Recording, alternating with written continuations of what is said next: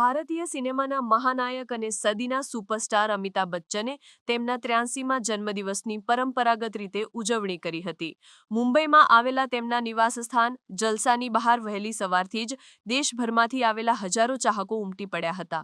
અભિનેતાએ દર વર્ષની જેમ આ વખતે પણ પોતાના ચાહકોને નિરાશ કર્યા નહોતા અને ઘરના દરવાજે આવીને તેમનું અભિવાદન ઝીલ્યું હતું, જેને કારણે આખો વિસ્તાર ઉત્સાહના નારાઓથી ગુંજી ઉઠ્યો હતો. પોતાના ચાહકો માટે આ તહેવાર સમાન દિવસને ખાસ બનાવવા માટે બચ્ચન સાહેબ સફેદ કુર્તા પાયજામા પર પીળા રંગના જેકેટમાં બહાર આવ્યા હતા. તેમણે હાથ જોડીને ચાહકો પ્રત્યે આભારની લાગણી વ્યક્ત કરી હતી, શુભેચ્છાઓનો સ્વીકાર કર્યો હતો અને ભેટ સોગાદો વહેંચી હતી. ચાહકોએ પોસ્ટરો, ફૂલો અને તખ્તીઓ સાથે પોતાના પ્રિય કલાકારને લાંબા અને સ્વસ્થ જીવનની શુભેચ્છા પાઠવી હતી. ઘણા ચાહકોએ આ દિવસને દિવાળી અને હોળી સમાન ગણાવ્યો હતો, જે તેમનું ચાહકોમાં રહેલો ઊંડો પ્રેમ દર્શાવે છે. અમિતાભ બચ્ચનના 83મા જન્મદિવસ નિમિત્તે ફિલ્મ જગતની અનેક હસ્તીઓએ પણ તેમને સોશિયલ મીડિયા પર શુભેચ્છાઓ પાઠવી હતી. આ અભિવાદન ઝીલતી વખતે અમિતાભ બચ્ચનની પુત્રી શ્વેતા બચ્ચન નંદા અને પૌત્રી નવ્યા નવેલી નંદા પણ તેમની સાથે જોવા મળી હતી.